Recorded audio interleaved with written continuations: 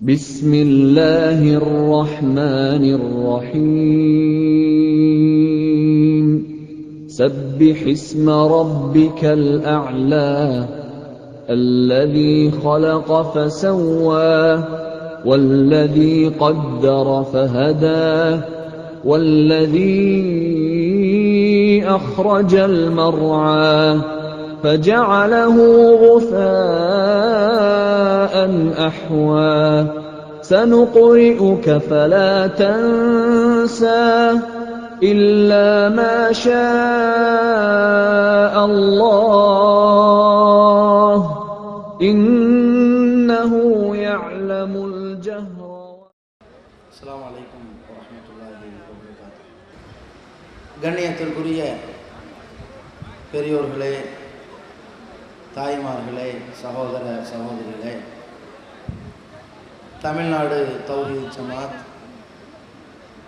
தஞ்சை வடக்கு மாவட்டத்தின் சார்பாக ஏற்பாடு செய்யப்பட்டிருக்கிற இந்த கூட்டத்தில் மதங்களை கடந்த மனிதநேயம் என்கின்ற தலைப்பு வழங்கப்பட்டிருக்கிறது. இந்த தலைப்பிலே மனிதநேயம் என்றால் என்ன, மதங்களை கடந்த மனிதநேயம் என்கின்ற தலைப்பு தற்போதைய சூழலில் இந்த தலைப்பு குறித்து நாம் பேச வேண்டிய காரணம் என்ன என்ற விவரங்களை அறிந்து கொள்ள வேண்டிய கட்டாயத்திலே நாம் இருக்கின்றோம். பொதுவாக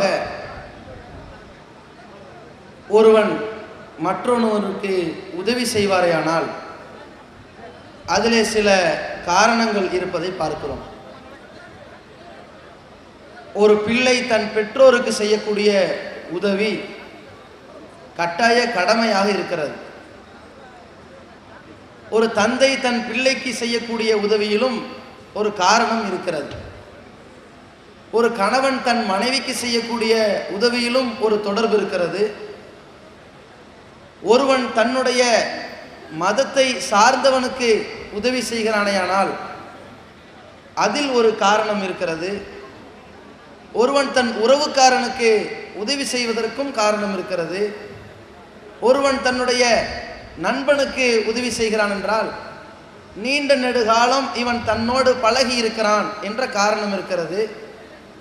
ஒருவன் தன் தெருவை சார்ந்தவனுக்கு உதவி செய்கிறான் என்றால் இவன் நம்ம ஏரியாவை சார்ந்தவன் என்கிற காரணம் இருக்கிறது. ஒருவன் தன் ஊர்க்காரனுக்கு செய்கிற உதவியாக இருந்தால் அந்த ஊரை ஒரு காரணமாக வைத்திருப்பான். ஒருவன் தன் மொழிக்காரனுக்கு செய்கிற உதவி மொழி ரீதியாக வேறுபடுகிறது. இப்படியாக செய்யப்படுகிற உதவிகளில் ஏதாவது ஒரு காரணம் இருப்பதை பார்க்கிறோம். அதே நேரத்தில் ஒரு சந்தர்ப்பத்தில் ஒருவன் மற்றொருவனுக்கு உதவி செய்கிறான். அதில் மதத்தை பார்க்கவில்லை, ஜாதியை பார்க்கவில்லை, உறவுகளை பார்க்கவில்லை, நட்புகளை பார்க்கவில்லை, மொழியை பார்க்கவில்லை என்ற சொன்னால் இந்த உதவிக்கு பின்னணியிலே ஒரு விஷயம் இருக்கும். அது ஓட்டாகத்தான் இருக்கும். ஒரு அரசியல்வாதி தான் அந்த வாக்காள பெருங்குடி மக்களுக்கு ஜாதி இல்லாமல், வேறுபாடு இல்லாமல், மத வேறுபாடு இல்லாமல், மொழி வேறுபாடு இல்லாமல் இன்ன பிற உதவிகளை செய்வான். ஆனால் இந்த ஓட்டுக்களை கூட எதிர்பார்க்காமல், எந்த விதமான காரண காரியமே இல்லாமல் ஒரு மனிதனுக்கு ஆபத்து ஏற்படுகிறது என்றால், விபத்து ஏற்படுகிறது என்றால், அவன் உயிருக்கு போராடுகிறான் என்றால், அவனுக்கு ஒரு உதவி தேவைப்படுகிறது என்றால் அந்த உதவிக்காக போர்க்கால அடிப்படையில் களமிறங்குகிற பொழுது உறவுகளை பாராமல், மதத்தை தாண்டி, ஜாதியை தாண்டி, மொழியை தாண்டி, தன்னுடைய ஊர் உலகம் என்கிற வட்டத்தை தாண்டி செய்யப்படுகிற உதவிக்கு பெயர்தான் மனிதநேய உதவி. இப்படிப்பட்ட இந்த மனிதநேயம் என்பது அது மதங்களையும், இனங்களையும், மொழிகளையும், ஜாதியையும், இன்ன பிற குலம் கோத்திரங்களையும், காரண காரியங்களையும் கடந்துதான் இருக்கும். அப்படிப்பட்ட மனிதநேயத்தை பற்றி இந்த தருணத்தில் பேச வேண்டிய அவசியம் என்ன என்று கேட்டால், சமீபத்திலே இந்த மனிதநேயம் என்கின்ற வார்த்தை எல்லா கட்சிக்காரர்களுடைய வாயில் சர்வ சாதாரணமாக சரளமாக வரக்கூடிய வார்த்தையாக இருக்கலாம். ஆனால் அந்த வார்த்தை பேச்சோடத்தான் போகிறதே தவிர அது தன் வாழ்வின் நடைமுறைக்கு சம்பந்தப்படாத ஒன்றாக இருப்பதை பார்க்கிறோம். எந்த அளவுக்கு என்றால், சில கொடூரமான செய்திகளை நாம் உள்வாங்குகிற பொழுது இவ்வளவு மனித குலம் இரக்கமற்றவர்களாக போய்விட்டார்களே, இவ்வளவு மனிதநேயம் மற்றவர்களாக இருக்கிறார்களே என்று வெக்கி தலைகுனியக்கூடிய வகையிலான சம்பவங்கள் நம் நாட்டில் நடந்து கொண்டிருப்பதை பார்க்கிறோம். உதாரணத்திற்கு சொல்வதென்றால், சென்னையிலே கடந்த 3 மாதத்தில் ஒரு கணக்கெடுத்தார்கள். ஒரு தனியார் நிறுவனம் ஒரு சர்வே எடுத்து விருது வழங்குகிறார்கள். எதற்கு? இந்த 3 மாதத்தில் சென்னை மற்றும் அதன் சுற்று வட்டாரங்களில் விபத்துகள் ஏற்பட்டால், எங்கேயாவது தீப்பிடித்திருந்தால், அந்த போர்க்கால உதவியின் பொழுது உடனடியாக ஆம்புலன்ஸை தொடர்பு கொண்டவர் யார், 108ஐ தொடர்பு கொண்டவர் யார் என்று சொல்லி அந்த பட்டியலை எடுக்கிறார்கள். அந்த பட்டியலை வைத்து யாரெல்லாம் தொடர்பு கொண்டார்களோ அவர்களுக்கு பரிசும் வழங்குகிறார்கள். அந்த கணக்கை அரசாங்கம் தருகிறது. அந்த 108ஐ உடனடியாக தொடர்பு கொண்டவர்கள் யார் தெரியுமா? எவ்வளவு பேர் தெரியுமா? 3 மாதத்திற்கு 33 பேர் தான். மாசத்திற்கு 11 பேர் தான். கிட்டத்தட்ட 3 நாளைக்கு ஒரே ஒருத்தன் தான் இந்த விபத்தையும் பிரச்சனைகளையும் சச்சரவுகளையும் இடிபாடுகளையும் பற்றி எரிகின்ற பொழுது பாதிக்கப்பட்ட மக்களின் உயிர்களையும் மதித்து இந்த 108ஐ தொடர்பு கொண்டிருக்கிறான். அப்ப சென்னையினுடைய கணக்கை பார்த்தால் ஒரு நாளைக்கு குறைஞ்சபட்சம் 50 விபத்து நடக்கிறது, 50 தீ விபத்து வருகிறது, கட்டிட இடிபாடுகள்ல சிக்கி தவிக்கிறார்கள். ஒரு நாளைக்கு 50னா 3 நாளைக்கு 150 பேர் பாதிக்கப்படுகிறார்கள். சுமார் 150 பேர் பாதிக்கப்படுகிற இந்த இடத்தில் அந்த 150 பேருடைய பாதிப்பை பார்ப்பதற்கு 15,000 பேர் சூழ்ந்து நிற்கிறார்கள். 15,000 பேர்ல ஒரே ஒருத்தன் தான் இந்த 108ஐ தொடர்பு கொள்கிறான் என்றால் இந்த மனித நேயத்தினுடைய நிலை எப்படி இருக்குதுன்னு பாருங்க. எவ்வளவு மண்டி கிடக்கிறது, இந்த மனிதன்ட்ட இந்த இரக்க குணம் எவ்வளவு சிதைந்து போய் கிடக்கிறது என்று பாருங்க. இதாவது ஒரு பக்கம் உதவி செய்கிற மனம் வரல என்று சொல்லலாம். ஆனால் காட்டுமிராண்டித்தனங்கள் கூட இந்த விபத்துகளில் நடப்பதையும் நாம் பார்க்கிறோம். சமீபத்தில் திருப்பூர்ல ஒரு விபத்து ஏற்படுகிறது.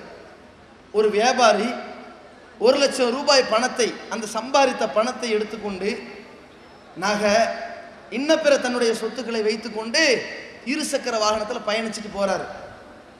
திடீர்னு விபத்துக்கு ஆளான உடனே அவருடைய வாகனம் ஒரு பக்கம் கிடக்கிறது, அவர் குத்துயிரும் கொலையுருமா கிடக்கிறார். யாராவது காப்பாத்துங்க, குடிக்க தண்ணி தாங்கன்னு திணறுகிறார். ஆனா ஏறெடுத்து போறவரெல்லாம் அப்படி அவன் இஷ்டத்துக்கு போறானே தவிர ஒருத்தம் கூட கை கொடுக்கவோ ஒரு ஆம்புலன்ஸை தொடர்பு கொள்ளவோ அவனுக்கு போர்க்கால உதவி செய்ய முன்வரவோ கிடையாது.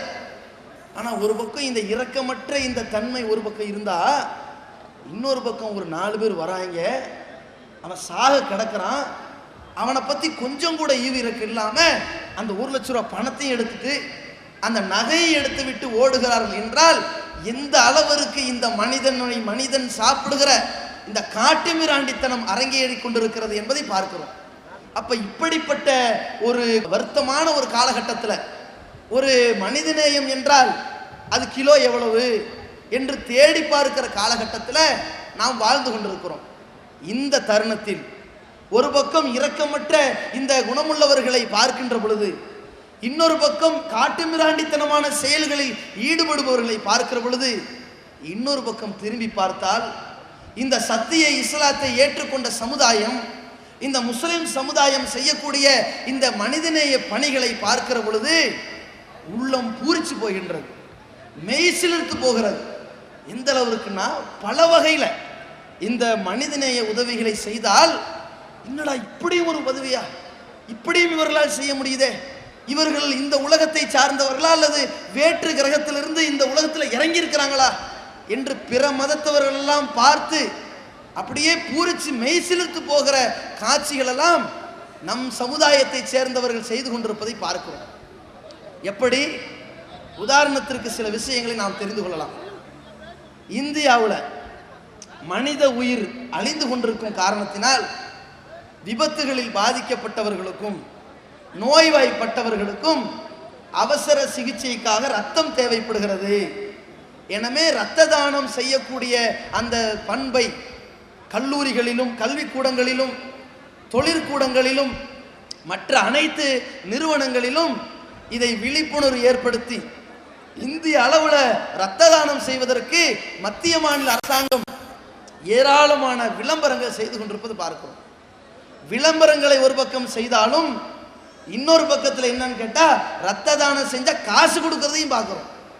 இந்த மாதிரியான ஒரு நிலையில எவனாவது ரத்தம் கொடுக்க மாட்டானா, எவ்வளவு காசு வேணும் என்று பேரம் பேசக்கூடிய வகையில் இந்த நிலை இருக்கின்ற இந்த தருணத்தில் தமிழ்நாடு தௌஹீத் ஜமாத் இந்த இரத்த தான விழிப்புணர்வை மக்களிடத்தில் கொண்டு செல்கிறது. எந்த அளவிற்கு இந்த இஸ்லாமிய சமுதாயத்தில் அறியாமையின் காரணத்தினால் ரத்தம் கொடுப்பது ஹராம் என்று விளங்கி இருக்கின்ற, இரத்த தானம் செய்தால் அது மார்க்கத்தில் தடை செய்யப்பட்ட காரியம் என்று தவறாக விளங்கி இருந்த மக்களை வென்றெடுத்து அவர்களுக்கு புரிய வைத்து இரத்த தானம் செய்கிறது ஹராம் என்றால் நீ உயிருக்கு போராடுகிற சந்தர்ப்பத்தில் யாராவது உனக்கு இரத்த தானம் செய்தால் அது மட்டும் ஹலாலா, அது உனக்கு கூடுமா என்றெல்லாம் சில நியாயங்களை எடுத்துரைத்து எந்த சமுதாயத்தில் இரத்த தானம் செய்வது ஹராம் என்று அறியாமல் இருந்தார்களோ, மார்க்கத்தை விளங்காமல் இருந்தார்களோ,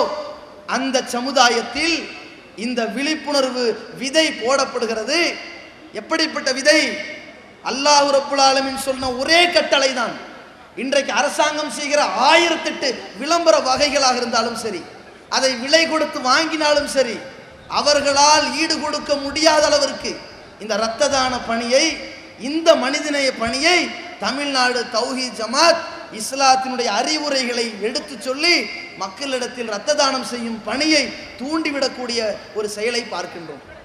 எந்த அளவிற்கு இந்த மக்கள் இந்திய அளவில் கணக்கெடுக்கிறாங்க. இந்திய அளவில் கணக்கெடுத்தால் இரத்த தானத்தில் 3வது இடத்தை பிடித்திருப்பது தமிழ்நாடு. ஒட்டுமொத்த இந்தியாவில் இரத்த தானத்தில் 3வது இடத்தில் உள்ள ஒரு மாநிலம் தமிழ்நாடு. ஒட்டுமொத்த தமிழ்நாட்டில் இரத்த தானம் செய்வதில் கிட்டத்தட்ட வருடத்திற்கு 40,000 கொடையாளர்களை, இரத்த கொடையாளர்களை வைத்து முகாம்கள் வழியாக இரத்த தானம் செய்வதில் கடந்த 7 ஆண்டுகளுக்கு மேலாக முதலிடம் வகிப்பது தமிழ்நாடு தௌஹீத் ஜமாத். அப்ப இந்தியாவில் இரத்த தானம் செய்வதில் 3வது இடம் தமிழ்நாடு தௌஹீத் ஜமாத். அந்த அளவிற்கு இந்த இரத்த தானம் செய்யப்படுகிறது முகாம்கள் வழியாக. இது முகாம் இப்படி இருக்கிறது. முகாமே இப்படி இருக்குதுன்னா அவசர கால இரத்த தானம் இருக்கு பாருங்க, கணக்கில் அடங்காது. அந்த அளவிற்கு ஒரு பானை சோத்துக்கு ஒரு சோறு பதம் சொல்வார்கள். அது மாதிரி இந்த அவசர கால இரத்த தானம் நம் ஜமாத்தினுடைய இளைஞர்கள் ஒவ்வொரு மாவட்டத்திலும் கிளைகளிலும் எப்படி வாரி வழங்கி கொண்டிருக்கிறார்கள் என்று சொன்னால், ஒரே ஒரு உதாரணம் சொன்னா போதும். சென்னையில் சமீபத்தில் ஒரு மாற்று மத சகோதரர், ஒரு இந்து சகோதரர், அவர் நோய்வாய்ப்படுகிறார். அவருக்கு 16 யூனிட் ரத்தம் தேவைப்படுகிறது. அந்த சமுதாயத்தில் என்ன நினைப்பார்கள்? ஏண்டா 16 யூனிட் ரத்தத்தை கொடுத்து இவனை வாழ வைக்கணுமா, ஊசியை போட்டு கர்ண கொலை செஞ்சிடலாமே என்று நினைக்கக்கூடிய நிர்பந்தத்தில் அவர் கேட்கிறார், எனக்கு எப்படி உயிர் வாழ்க்கை கிடைக்கும்? யார் உயிர் பிச்சை போடுவா? எங்க 1 யூனிட்டா 2 யூனிட்டா 16 யூனிட்டுங்க, 16 பேர் எனக்கு வாழ்க்கையை எப்படிங்க கொடுக்க முடியும் என்று சொல்கிற பொழுது அந்த இடத்தில், அந்த நோயாளி இடத்தில் ஒரு தகவல் போகிறது. நீ தமிழ்நாடு தௌஹீத் ஜமாத்தை தொடர்பு கொண்டு கேளு, உனக்கு ரத்தம் கொடுப்பார்கள் அப்படின்னு அவர் சொல்றாரு. எங்க 16 யூனிட்டுங்க, அது முஸ்லீம் கொடுப்பானா? நம்பவே முடியலைங்க என்று சொல்கிறார். சொன்ன மறுநிமிடம் இவருடைய மருத்துவ உதவிக்காக களமிறங்கிய நம் ஜமாத் இளைஞர்கள் 16 யூனிட் ரத்தத்தையும் கொடுக்கிறார்கள். இந்த போர்க்கால உதவியின் பெயரால் அல்லாஹ்வுடைய கிருபையால் இவன் உயிர் வாழ்வு பெறுகின்றான். அதுக்கப்புறம் ஆச்சரியம், என்னடா ஒரு சமுதாயம், வேற்று கிரக வாசிகள் மாதிரிலடா இருக்கிறாங்க, இப்படி ஒரு இனமா, ஒரு மதத்தை பார்க்கலையே. ரத்த தானம் செய்தால் இந்த ரத்த தானம் எங்க போய் குழும்பி இருக்கிறது? இந்த பேக்கெட்டாக போய் இருக்கிற ரத்தம் யாருக்கு போய் சேருது? இந்து சகோதரனுக்கு போய் சேரும், கிறிஸ்தவனுக்கு போய் சேரும், கடவுளே இல்லைங்கிற நாத்திகனுக்கு போய் சேரும். யாருக்கு போனாலும் அவன் மனிதன் என்று உணர்ந்து இந்த ஜமாத் செய்கிறது என்றால் என்ன காரணம்? அவசர கால ரத்த தானத்தை ஒரு பக்கம் பார்த்தா யூனிட் வாரி அள்ளி கொடுக்கிறான், இன்னொரு பக்கத்துல ஒரு இந்து முன்னணியை சேர்ந்த ஒரு சகோதரர், இந்து முன்னணி என்ற அந்த இயக்கத்தின் கொள்கை இஸ்லாமிய விரோத கொள்கை, ஆனால் அந்த இந்து முன்னணி என்ற இயக்கத்தை சேர்ந்த ஒரு சகோதரர் கன்னியாகுமரி மாவட்டத்தில் நம் ஜமாத்தினுடைய நிர்வாகிகளை அழைத்து சொல்கிறார், நான் வைத்திருக்கின்ற ரத்த வங்கியில் பிளட் பேங்கில் 70% மேல உள்ள ரத்தம் உங்க முஸ்லிம் சமுதாயத்தின் ரத்தம் என்று சொல்கிறார். இந்த அளவுக்கு எப்படி முடிகிறது? அட, எந்த விதமான அறிவுறுத்தல் இல்லை, விளம்பரம் இல்லை, விலை கொடுக்கவில்லை, பேரம் பேசவில்லை. ரத்தம் கொடுத்துட்டு வந்தா ஹார்லிக்ஸ் பாட்டில் கொடுப்பான், வேண்டாம் என்று எப்படி கொடுக்க முடிகிறது? ஒரே ஒரு வார்த்தை, வமன் அஹ்யாஹா, படைத்த இறைவன் நம்மை பார்த்து சொன்னானே ஒரு அறிவுரை, யார் ஒரு மனிதனை வாழ வைக்கின்றானோ ஃபக அன்னமா அஹ்யன்னாஸ ஜமீஆ, அவன் ஒட்டுமொத்த உலக மாந்தர்களையும் வாழ வைத்ததற்கு சமம் என்று இறைவன் சொன்னானே. அந்த தத்துவம் தான் இன்றைக்கு இந்த இஸ்லாமிய சமுதாயம் எல்லா தொண்டு நிறுவனங்களை விட, எல்லா அரசியல் கட்சிகளை விட, எல்லா மதத்தவர்களை விட இரத்த தானம் செய்வதில், அவசர கால இரத்த தானம் செய்வதில் முதல் இடத்தை பிடித்துக் கொண்டிருப்பதை பார்க்கின்றோம். இது ஒரு பக்கம். இரத்த தானம் மட்டும்தானா? இன்னொரு நிலைமை என்ன? போர்க்கால உதவிகள். விபத்து ஏற்படுகிற பொழுது அந்த விபத்து நேரத்தில் நாம் ஒரு வியாபாரத்திற்கு சென்று கொண்டிருப்போம், ஒரு வேலைக்காக சென்று கொண்டிருப்போம், நம்முடைய அவசர அலுவல்களுக்காக சென்று கொண்டிருப்போம். அந்த விபத்தை பற்றி கவனம் செலுத்தினால் நமக்கு பல இழப்புகள் வரும் என்று நினைத்துத்தான் எத்தனையோ விபத்துகள் நடக்கிற பொழுது மக்கள் கண்டும் காணாமல் போய் கொண்டிருக்கிறார்கள். ஆனால் இந்த இஸ்லாமிய சமுதாயம் எப்படி ஊட்டி வளர்க்கப்பட்டிருக்கிறது என்றால், சமீபத்திலே சென்னையிலே ஜெமினி பிரிட்ஜினுடைய பாலத்திலே ஒரு பேருந்து கவிழ்கிறது. அந்த பேருந்தில் இருக்கின்ற பயணிக்கின்ற மக்களும் கவிழ்ந்து விழுகிறார்கள். விழுந்தால் நம் ஜமாத்தை சேர்ந்த ஒரு இளைஞன் ரியாஸ் என்ற சகோதரன் அந்த பேருந்து விழுந்த மாத்திரத்தில் ஆட்டோ ஓட்டி கொண்டிருக்கிற பொழுது இருக்கிற சவாரியை பிடிச்சு 500 ரூபாய் பணம் கிடைக்கும். ஆட்டோ ஒரு பக்கம் மூலையில விட்டுட்டு இந்த பேருந்து விழுந்த மாத்திரத்தில் போர்க்கால உதவியில போய் களமிறங்குறான். அந்த டிரைவரை தூக்கி விட்டு மறுகணமே 108க்கு தொடர்பு கொள்கிறான். அந்த செய்தியை ஊடகம் எல்லாம் படம் எடுத்து காட்டுறான் பாருங்கள். மறுநாள் எல்லா பேப்பர்லையும் கிராபிக்ஸ்ல பாலத்திலிருந்து விழுந்த பேருந்து இதோ நீங்கள் பார்க்கும் காட்சி, பேருந்து விழுந்த மாத்திரத்தில் ஆட்டோ ஓட்டுநர் ஓடுகிறார். இன்னொரு காட்சி, ஆம்புலன்ஸை தொடர்பு கொள்கிறார். வட்ட வட்டமாக போட்டு, எப்படி தெரியுமா?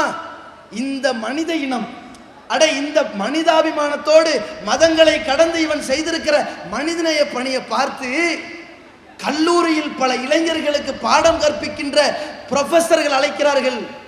உங்களால எப்படிங்க முடிஞ்சது? எப்படி இப்படிலாம் செஞ்சீங்க? எங்களுக்கு வந்து பாடம் நடத்துங்க, எங்களுக்கு வந்து சொல்லிக் கொடுங்க, எங்க இளைஞர்களுக்காக வேண்டி எப்படி இந்த மாதிரி போர்க்கால உதவி செய்யணும்னு சொல்லித்தாங்க சொல்லுகிறார். இவர் போய் பாடம் சொல்லி தருகிறார். படிக்கல, ஆட்டோ டிரைவர் பாடம் சொல்லி தருகிறார். இது போன்ற போர்க்கால கட்டத்தில், இது போன்ற அவசர காலகட்டத்தில் உதவி செய்ய வேண்டும் என்று எங்களுக்கு சொல்லிக் கொடுத்தது எது தெரியுமா? எங்களை படைத்திருக்கின்ற அந்த இறைவன் போதித்திருக்கின்றான். யார் ஒரு உயிரை வாழ வைக்கிறாரோ அவர் ஒட்டுமொத்த உலகத்தை வாழ வைத்ததற்கு சமம் என்று எங்களுக்கு இந்த மார்க்கம் போதித்திருக்கிறது. அதனால் பயணித்திருக்கிற மக்களை நான் மத வேறுபாடு இல்லாமல், ஜாதி வேறுபாடு இல்லாமல், குல வேறுபாடு இல்லாமல் உதவி செய்தேன். எங்களுக்கு மாமனிதர் நபிகள் நாயகம் போதித்திருக்கிறார்கள். இறை நம்பிக்கையினுடைய ஒரு அம்சம், படைத்த இறைவன் வணக்கத்திற்கு தகுதியானவன், அவனை தவிர வேறு யாரும் இல்லை என்கிற கொள்கையை சொல்வது. இன்னொரு அம்சம் என்ன? பாதையிலே தீங்கு தருகின்ற பொருட்களை ஓரத்திலே போடுவது. ஒவ்வொரு நாளிலும் நரக படுகொலையிலிருந்து இந்த ஆதமுடைய மக்கள் காப்பாற்றப்படுகிறார்கள். எதனால் தெரியுமா? அவன் செய்கிற தர்மத்தினால். எப்படிப்பட்ட தர்மம்? ஒவ்வொரு மூட்டுக்கும் தர்மம் செய்யணும். அந்த ஒவ்வொரு மூட்டுக்கும் செய்கிற தர்மம் என்பது நல்ல விஷயங்களை பேசுவது தர்மம், பாதையிலே தீங்கு தரும் பொருட்களை அகற்றுவது தர்மம், வாகனத்திலே சிரமப்படுகின்ற அந்த மக்களை தூக்கி விடுவது தர்மம், அந்த மக்களுக்கு தேவையான சுமைகளை எடுத்து வைப்பது தர்மம் என்று எங்களுக்கு இந்த மாமனிதர் நபிகள் நாயகம் ஸல்லல்லாஹு அலைஹி வஸல்லம் அவர்கள் போதித்தார்கள். அந்த போதனை தான் என்னை இந்த போர்க்கால உதவி செய்ய வைத்தது என்று சொன்னாரே. அந்த ரியாஸ் அவர்களோட மேடைக்கு முன்னாடி இருக்கிறாரு. அந்த மாதிரியான ஒரு சேவையை இந்த ஜமாத் செய்து வருகிறது. இப்படி மதங்களை கடந்த ஒரு மனிதநேய பணியை இந்த ஜமாத் செய்கிறது. என்ன காரணம்? படைத்த இறைவன் விட்ட கட்டளை, இறைவன் தொடுத்த அறிவுரை, இறை தூதர் காட்டிய வழிமுறை இப்படி எங்களை தள்ளியது. இன்னொரு சந்தர்ப்பத்தில் பாருங்க, இது மாதிரி கேள்விப்பட்டா எவ்வளவு பெரிய நெஞ்சு அடைக்கிற அளவுக்கு, என்னடா இப்படியுமா இருக்கிறார்கள், மனித குலம் இப்படியுமா பண்பா இருக்கிறாங்க, இஸ்லாமியர்கள் இப்படி நான் என்னவோ நினைச்சேனே என்று ஆச்சரியப்படுகிற அளவுல சமீபத்தில் தமிழ்நாடு தௌஹீத் ஜமாத்தினுடைய மாநில செயற்குழு திருச்சியில் நடைபெறுகிறது. அந்த திருச்சியில் நடைபெற்ற செயற்குழுவை முடித்துவிட்டு நம்முடைய மாநில நிர்வாகிகள் சில பேர் திருநெல்வேலிக்கு விவாத ஒப்பந்தத்திற்காக வேண்டி செல்கிறார்கள். சென்று கொண்டிருக்கிற வேளையில் விருதுநகர் வழியாக அந்த இடத்துல ஒரு கார் விபத்திற்கு உள்ளாகி 2 பேர் பாதிக்கப்பட்டிருக்கிறாங்க. இரத்த வெள்ளத்தில் மிதங்கி கொண்டிருக்கிறார்கள். அந்த பாதிக்கப்பட்டவர்கள் கையசைவால் வாகனத்தை நிறுத்த முயற்சிக்கிறாங்க. நிப்பாட்டுங்க, எங்களை காப்பாத்துங்க, எங்களை காப்பாத்துங்கன்னு திணறாங்க. யாரும் ஏறெடுத்து பார்க்கல. கிட்டத்தட்ட அரை மணி நேரம் திணறாங்க. நம்முடைய சகோதரர்கள் உடனே அங்கே யாரோ அவங்க சிரமப்படுறாங்களே, ஒரு விபத்தில் ஆளாயிருக்கிறாங்களே என்று மாநில நிர்வாகிகள் களமிறங்கி அவர்களை தூக்கி விட்டு அவர்கள் 2 பேரை பார்த்தா 2 பேர் வழக்கறிஞர்களுடைய ஆவணத்தையெல்லாம் காரில் வச்சிருக்கிறாங்க. அந்த கார்லேருந்து அதெல்லாம் எடுத்து கொடுத்துட்டு அவர் பணம் எல்லாத்தையும் எடுத்து கொடுத்துட்டு, என்னங்க ஆச்சு? இல்லை விபத்துக்குள்ளாயிட்டோம். விபத்துக்குள்ளாயிட்டோம்னா உடனே 108க்கு அடிக்க வேண்டியதானங்க. அடிச்சு அரை மணி நேரம் ஆச்சுங்க, யாருமே வரலைங்க. சரி, போற வர வாகனத்தையாவது வழிமறிக்க வேண்டியதானுங்க. நானும் எவ்வளவு நேரங்க சிரமப்படுவேன், ஏதோ எங்க கையை பார்த்துட்டு நீங்க வந்தீங்க என்று சொன்னதற்கு பிறகு நம்முடைய மாநில நிர்வாகிகள் பக்கத்தில் விருதுநகர் மாவட்ட நிர்வாகம் இருக்கு இல்லையா, உடனடி தொடர்பு கொண்டு எங்க இருக்கிறீங்க, நாங்களும் மாநில செயற்குழு முடிச்சுட்டு வந்துகிட்டு இருக்கோம், உங்களுக்கு பின்னாடி தான் இருக்கிறோம் பேசி முடிக்கிறாங்க. வந்துகிட்டு இருக்கிறாங்க. எங்க உடனே ஆம்புலன்ஸ் கூப்பிடுங்க. நம் தமிழ்நாடு தௌஹீத் ஜமாத்தினுடைய 2 ஆம்புலன்ஸ் விருதுநகர்லேருந்து கொண்டு வரப்படுகிறது. அந்த சகோதரர்களை ஏற்றுகிறோம். ஏற்றின உடனே அவனுக்கு ஒரு ஆறுதல் வந்தது பாருங்க. இப்படிப்பட்ட போர்க்கால உதவி, அவசர கால சிகிச்சை, இந்த மனிதநேய சேவை எதனால் செய்தோம்? எதனால் செய்ய தூண்டியது? ஏன் இப்படி இஸ்லாமிய சமுதாயம் இப்படி வார்த்தெடுக்கப்பட்டிருக்கிறது? ஒரே ஒரு சம்பவத்திற்காக. இவர்களுடைய முகத்தில் வந்த ஆனந்தம் இருந்ததே, அந்த 2 பேரையும் வாகனத்தில் ஏற்றி விட்ட உடனேயே அவர்கள் சந்தோஷப்பட்டார்களே, இப்படிப்பட்ட ஆறுதல் தெரியுமா? இறைவன் மறுமையிலே விசாரிப்பான், ஆதமுடைய மக்களே, நான் பசி என்று உன்னிடம் வந்தேனே, எனக்கு சோறு போட்டாயா என்று கேட்பான். இந்த அடியான் சொல்வான், உனக்கு பசியா? இறைவா, நீதான் அகிலத்திற்கெல்லாம் உணவளிக்க கூடியவன், உனக்கு பசியா என்று கேட்பானாம். அப்பொழுது இறைவன் சொல்வானான், என் அடியான் பசியோடு வந்தானே, அவனுக்கு நீ உணவளித்தாயா? நீ மட்டும் அவனுக்கு உணவளித்திருந்தால் வஜத்ததாலிக்க இந்தி, அப்பொழுது என்னை பார்த்திருப்பாய். என்னை பார்த்திருப்பாய் என்றால் என் திருப்தியை பார்த்திருப்பாய் என்று சொல்வான். ஆதமுடைய மகனே, தாகம் ஏற்பட்டது, தண்ணீர் தா என்று கேட்டேனே, நீ எனக்கு தண்ணி கொடுத்தாயா என்று கேட்பான். இவன் சொல்வான், இறைவா, நீதான் அகிலத்திற்கெல்லாம் தண்ணீர் புகட்டக்கூடியவன் என்று சொல்வான். அப்பொழுது இறைவன் சொல்வான், என் அடியான் தண்ணீர் கேட்டு வந்தானே, அப்பொழுது நீ தண்ணீர் கொடுத்திருந்தால். அடியான் என்றால் இந்துவாக இருந்தாலும், முஸ்லீமாக இருந்தாலும், கிறிஸ்தவனாக இருந்தாலும் அவன் ஒரு மனிதன். நான் படைச்ச படைப்பினோ, அவன் வந்தானா இல்லையா, அவனுக்கு மட்டும் நீ தண்ணீர் புகட்டி இருந்தால் அங்கே என் திருப்தி அடைந்திருப்பாய், பார்த்திருப்பாய் என்று இறைவன் சொல்வானே. என் அடியான் நோயாளியாக வந்தான், நீ அவனுக்காக வேண்டி நலம் விசாரித்தாயா? அந்த நோயாளிக்காக வேண்டி எத்தனித்தாயா? உதவி புரிந்தாயா என்று இறைவன் கேட்பான். இறைவனை பார்த்து இவன் சொல்வான், இறைவா, நீதான் அகிலத்திற்கெல்லாம் நிவாரணம் தரக்கூடியவன், நீயா நோயாளியா வருவாய் என்று இறைவனை பார்த்து இவன் சொல்வான். அட, நான் நோயாளியா வரல, என் அடியான் நோயாளியா வந்தானே, அவனுக்கு நீ உதவி இருந்தால், அவனுக்கு நீ சேவை செய்திருந்தால் அந்த நேரத்தில் என்னை கண்டிருப்பாய், என் திருப்தியை கண்டிருப்பாய், திருப்பொருத்தத்தை அடைந்திருப்பாய்னு சொல்லி இறைவன் சொன்னானே. அந்த வார்த்தை தான் இந்த அவசர கால சேவையின் பக்கம் தள்ளியது. அந்த 2 வழக்கறிஞர்களையும் தூக்கி வாகனத்தில் ஏற்றியவுடன் இப்படிப்பட்ட மனிதனை இனம் பாருங்க. இப்படி உயிருக்கு பாதிக்கப்பட்ட நேரத்தில் நம்முடைய வாகனத்தில் இருக்கிற ஒரு பொருள் மீது ஆசைப்படாம, ஒரு சீப்பு கண்ணாடி மீது ஆசைப்படாம, ஒரு பணத்தின் மீது ஆசைப்படாம அழகா நம்மளை ஏற்றி விட்டு நமக்கு உதவி செய்திருக்கிறார்களே என்று திருப்தி அடைந்தானே. இந்த திருப்தி யாருடைய திருப்தி? இவனை படைத்த ரப்புல் ஆலமீனுடைய திருப்தி. அதை எதிர்பார்த்துத்தான் இந்த மனிதநேய பணியை இந்த ஜமாத் செய்கிறது. அதே மாதிரி பாருங்க, ஒரு பக்கம் இது போன்ற விபத்திற்கு ஆளாக்கப்படுகின்ற மக்கள், இன்னொரு பக்கத்தில் இயற்கை சீற்றங்கள் என்று வருகிற பொழுது, சுனாமி பேரலையாக இருக்கட்டும், தானே புயலாக இருக்கட்டும், அந்த நேரத்தில் பாதிக்கப்படுகின்ற மக்கள் மதங்களை கடந்து, ஜாதியை கடந்து, இனங்களை கடந்து, மொழியை கடந்து அந்த இடத்தில் பாதிக்கப்பட்ட யாராக இருந்தாலும் சரி, அந்த மக்களுக்கு உடனடியாக உதவி செய்ய வேண்டும் என்று களமிறங்கக்கூடிய பணி. சமீபத்தில் தானே புயல் அடித்தது. அந்த தமிழகத்தினுடைய சென்னை மற்றும் அருகே உள்ள கடலோர மாவட்டங்கள் எல்லாம் கடுமையான பாதிப்புகளுக்கு உள்ளாகப்படுகிறது. குறிப்பாக புதுவை, கடலூர் மாவட்டங்கள் பாதிக்கப்படுகிறது. அந்த பாதிப்புக்கு உள்ளாக்கப்பட்ட நேரத்தில் ஒரு நாள் கடக்கிறது, 2 நாள் கடக்கிறது, 5 நாள் கடக்கிறது. பத்திரிகையில் எழுதுகிறார்கள், கிளிகளின் கிளிக்கிறான், மாநில அரசின் மெத்தனத்தனம், இதுவரைக்கும் நிவாரண பணிகள் நடத்தப்படவில்லை, கடலூர் மாவட்டம் மீண்டு எழவில்லை, அனைத்து கம்பங்களும் சாய்ந்து விட்டன, மரங்கள் எல்லாம் வீழ்ந்து விட்டன, மக்கள் எல்லாம் மாய்ந்து விட்டார்களோ என்று ஆச்சரியப்படக்கூடிய அளவில் இருக்கின்றது. மக்களுக்கு இன்னும் நிவாரண பொருட்கள் போய் சேரவில்லை என்று மக்கள் கடும் கொதிப்பில் இருக்கிறார்கள் என்று போட்டு தீட்டுகிறார்கள். இந்த நேரத்தில் இந்த ஜமாத், இந்த இஸ்லாமிய சமுதாயம், இந்த ஏகத்துவ கூட்டம் எந்த விதமான அரசாங்கத்தை நடத்தவில்லை. ஒரு இயக்கம், ஒரு சேவை நிறுவனம். களத்தில் இறங்குகிறோம், உடனடியாக இந்த மாவட்ட நிர்வாகத்திற்கு அறிவிப்பு செய்கின்றோம், நம்முடைய இறை இல்லங்களை எல்லாம் மக்களுடைய தங்கும் சேவை கூடங்களாக மாற்றுங்கள், அங்கே இருக்கின்ற அனைத்து சகோதர சகோதரிகளுக்கும் உணவு கொடுங்கள், இதோ நாங்கள் உங்களை தேடி வந்து கொண்டிருக்கிறோம் என்று மாநில நிர்வாகத்தின் சார்பில் நேரடியாக சென்று தமிழகம் முழுவதும் மக்களிடத்தில் கையேந்தி அந்த பொருளாதாரத்தை ரொக்கமாக வாங்கி இந்த மக்களை சந்தித்து, ஒரு குடும்பத்துக்கு இந்தா உனக்காக நாங்கள் தருகின்ற குறைந்தபட்ச உதவி, அவசர கால உதவி, தலா 2000 ரூபாய் ரொக்கத்தை வைத்துக்கொள், அதை வச்சு நீ ஏதாவது வாங்கிக்க, என்ன வாங்கணும் என்ன வாங்கக்கூடாது உனக்கு தான் தெரியும் என்று நீ வாங்கிக்கன்னு கொடுத்தோமே.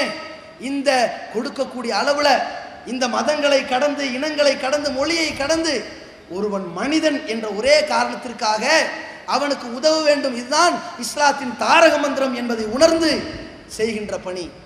இந்த அளவிற்கு இந்த சாதனையின் பக்கம், இந்த சேவையின் பக்கம் நம்மை தள்ளியது எது?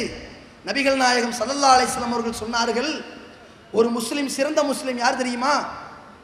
அல் முஸ்லிமு மன் சலிமன் நாஸ் மின் லிசானிஹி வ யதிஹி.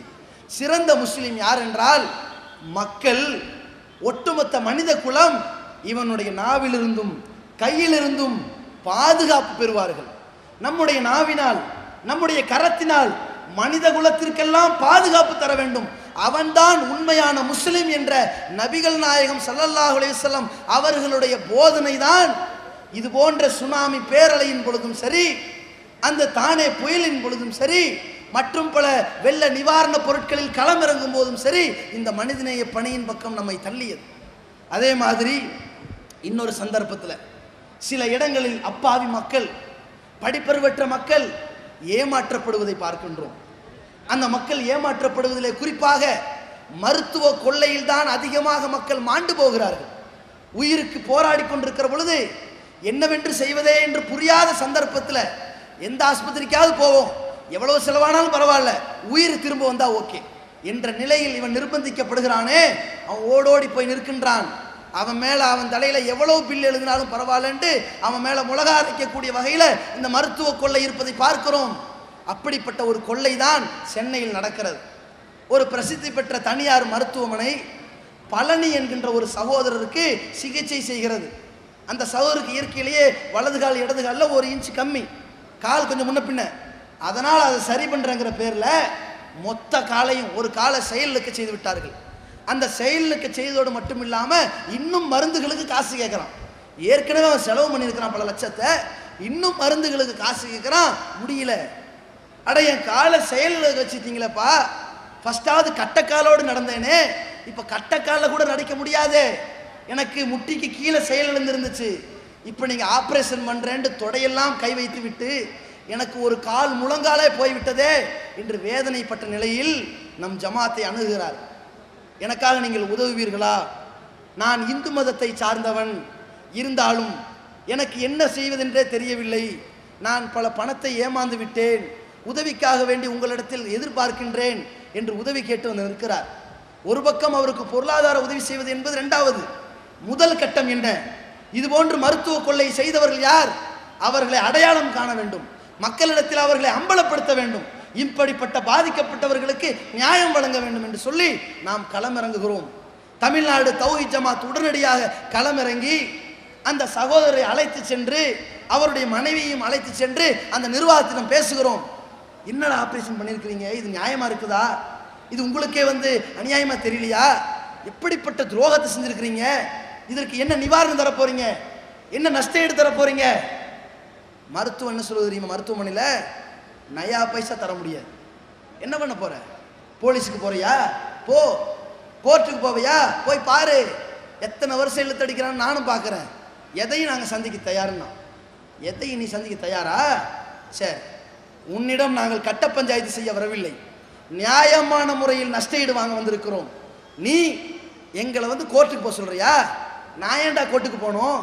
எந்த மருத்துவமனையால் இந்த பாதிக்கப்பட்டவர் இப்படி மிகப்பெரிய அளவில் சித்தரவதைக்கப்பட்டிருக்கிறாரோ, இது போன்று யாரும் பாதிக்கப்படாத அளவில் உன்னை அம்பலப்படுத்துகிற ஒரு போராட்டத்தை நடத்துவோம் என்று சொல்லி அறிவித்து, அந்த போராட்டத்தை தொடர்ந்து அல்லாஹ்வுடைய கிருபையினால் போராட்ட அறிவிப்பு தான். அறிவிச்ச மாத்திரத்தில் போராட்டம் போச்சு, பல கோடியில மூழ்கிட்டோம்.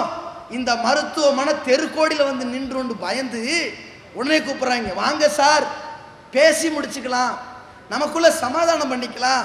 எங்களுக்கு என்ன சமாதானம்? நான் என்ன அண்டர் கிரவுண்ட் வேலை பார்க்குறவங்களா? அட, பாதிக்கப்பட்டவன் கேட்குற கோரிக்கையை நிறைவேற்றுங்க என்று கேட்கிற பொழுது, சொல்லுங்க எவ்வளவு வேணும் சொல்லுங்க, பாதிக்கப்பட்டவர்கிட்ட கேளுங்க. அவர் கேட்கிறார்.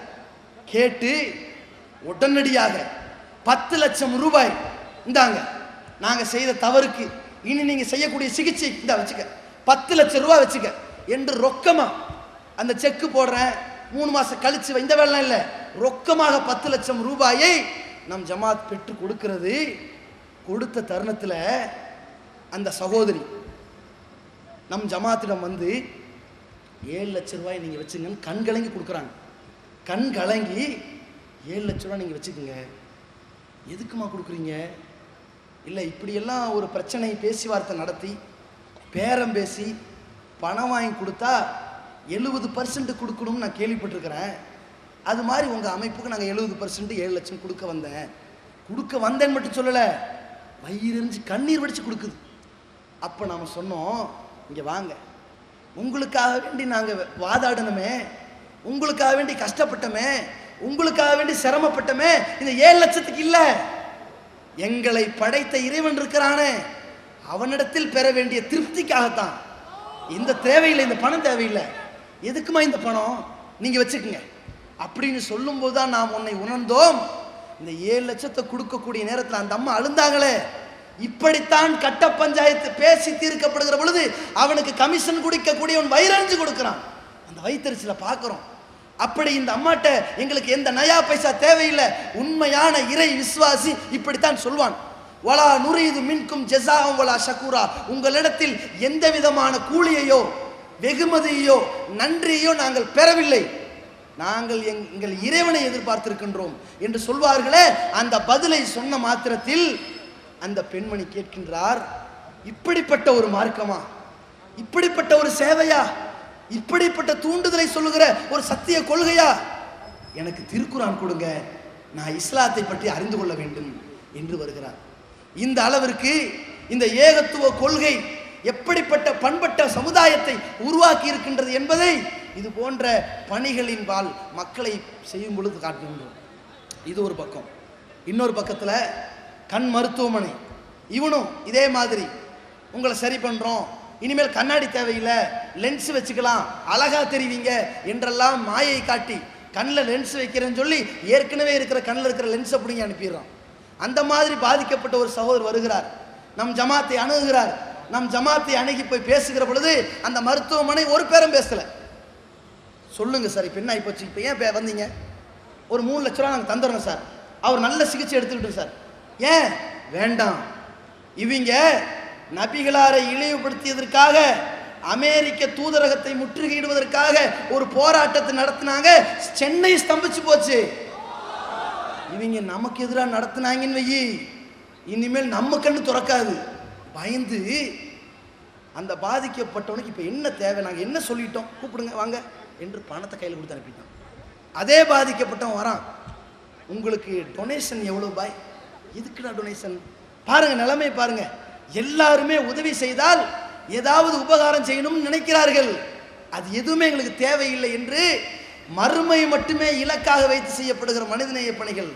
இன்னொரு பக்கத்தில் பாருங்க, ஒரு சகோதரர் 7 கோடி ரூபாய் சொத்தை சென்னை கிழக்கு கடற்கரை சாலையில் ஒரு சகோதரத்தை மாட்டி விட்டு ஏமாந்து விடுகிறார். 7 கோடி ரூபாய் சொத்து பறிபோக இருக்கிறது. நம்முடைய மாவட்ட நிர்வாகி ஒருவர் போய் அந்த சகோதரத்தை பேச்சுவார்த்தை நடத்துகிறாரு. ஏங்க இப்படிலாம் ஏமாத்துறீங்க? நாளை இறைவன் உங்களை எழுப்புவான், விசாரிப்பான். பல ஆண்டுகள் கஷ்டப்பட போறீங்க, நஷ்டத்துக்கு ஆளாக்கப்பட போறீங்க, ஏன் இவரை ஏமாத்துறீங்க? அடுத்தவன் அடிச்சு சம்பாதிக்கிற காசு ஜீரணிக்குமா என்றெல்லாம் சொன்ன பிறகு அந்த சொத்தை அப்படியே விட்டு கொடுத்துறாரு. 7 கோடி ரூபாய் சொத்தை கொடுக்கிற பொழுது இந்த சகோதரர் என்ன சொன்னார் தெரியுமா? நான் நினைச்சேன் 7 கோடி வரும் என்றாலும் அவன் கொடுக்க மறுப்பான். சரிடா உனக்கு 3.5, எனக்கு 3.5 கோடியாவது தாடான்னு எதிர்பார்த்தேன். ஆனா 7 கோடி முழுசா கிடைச்சிருச்சுங்க. சொல்லுங்க உங்க ஜமாத்துக்கு என்னங்க தேவை சொல்லுங்க, என்னால முடிஞ்சது செய்வங்க அப்படின்ன உடனே இந்த சகோதரர் சொல்லுகிறார், எப்படிப்பட்ட ஒரு தாக்கத்தை பாருங்கள், இஸ்லாமிய மார்க்கம் எப்படிப்பட்ட ஒரு தாக்கத்தை ஏற்படுத்தி கொடுத்திருக்குதுன்னு பாருங்க. நபிகள் நாயகம் ஸல்லல்லாஹு அலைஹி வஸல்லம் ஒரு சந்தர்ப்பத்தில் சொன்னாங்க, ஒருவர் பள்ளிக்கு செல்கின்றார் தொழுவதற்காக. அப்படி தொழச் செல்கின்ற பொழுது பாதையில் ஒரு தீங்கு தருகிற ஒரு பொருளை பார்க்கிறார். பார்த்த பொருளை அகற்றுகிறார். இதை அகற்றி கொண்டிருக்கும் தருணத்திலே தொழுகை தாமதமாகி விடுகிறது. எனவே படைத்த இறைவன் இவருடைய தொழுகை தாமதமானாலும் மக்களுக்கு தீங்கு தரக்கூடிய பொருளை அகற்றினானே என்பதற்காக இவருடைய பாவத்தை மன்னித்தான் என்ற நபிமொழியை உணர்ந்த இந்த சகோதரர் சொன்னார், எங்களுக்கு இறைவனுடைய மன்னிப்பு தேவை, இறைவனுடைய இரக்க குணம் தேவை. அதற்காக மனிதர்களாகிய நாங்கள் உங்கள் மீது இரக்கம் காட்டுகிறோம். எங்களுக்கு எந்த நயா பைசாவும் தேவையில்லை. எங்கள் இயக்கம், எங்களுடைய கொள்கை, எங்களுடைய இஸ்லாம் போதித்து கொடுத்தது என்ன தெரியுமா? நாங்கள் இது போன்று பேரம் பேசக்கூடிய நேரத்தில், உங்களுக்கு பணம் வாங்கி தருகின்ற நேரத்தில் கூட உங்களிடமிருந்து ஒரு டீ வாங்கி கொடுக்க கூடாது. இதுதான் எங்களுடைய கொள்கை. அப்படியா, நயா பைசா வாங்க மாட்டீங்களா? சரி பரவாயில்ல அப்படின்னு சொல்லி பேச்சுவார்த்தை முடிச்சுட்டு வெளியே வராரு. நம்ம சகோதரர் ஆட்டோ எடுத்துட்டு கிளம்புறாரு. இவரு எங்க வாங்க, ஆட்டோ டிரைவரா நீங்க? ஆமா. இல்ல மாவட்ட தலைவர்னு ஒண்ணு இந்த வட்ட செயலாளர் இருப்பாங்கல்ல, பெரிய பில்டிங்ல இருப்பாங்கல்ல, பெரிய காண்டஸா கார் வரும்ல, அப்படி நினைச்சிட்டேன். மாவட்ட தலைவரா, ஆட்டோ டிரைவரா? பாருங்க, இவன் போய் புறசைவாக்குங்கிற ஏரியாவில், டேய் தௌஹீத் ஜமாத்துக்காரன் செஞ்ச உதவியை பார்த்தீங்களாடா, 7 கோடி வாங்கி தந்தான், 7 காசு கூட வேணான்ட்டான்டா என்று சொல்லக்கூடிய அளவுல சந்தோஷப்பட்டான் பாருங்க. அவன் திருப்தி அடைந்தான் பாருங்க. இதைத்தான் அல்லாஹ் விசாரிப்பான் மறுமையில. நம்முடைய தொழுகையினாலோ, நம்முடைய நோன்பினாலோ, நம்முடைய இதர பணிகளாலோ சொர்க்கத்துக்கு போகலான்னு கணக்கு போட்டோம், கோழி முட்டை தான் கிடைக்கும். ஏன்? நம்ம தொழுகை, நோன்பு, சக்காத்து, ஹஜ்ஜு எல்லாமே இறைவன் நமக்கு வழங்கி இருக்கிற கோடான கோடி அருட்கொடை இல்லை. ஒரு அருட்கொடைக்கு நன்றி சொல்றதுக்கே பத்தாது. நம்ம தொழுகையெல்லாம் கணக்கு போட்டு வைங்க, நம்ம நோன்பையெல்லாம் கணக்கு போட்டு வைங்க, நம்ம சக்காத்து ஹஜ்ஜு எல்லா தர்மத்தையும் கணக்கு போட்டு வைங்க.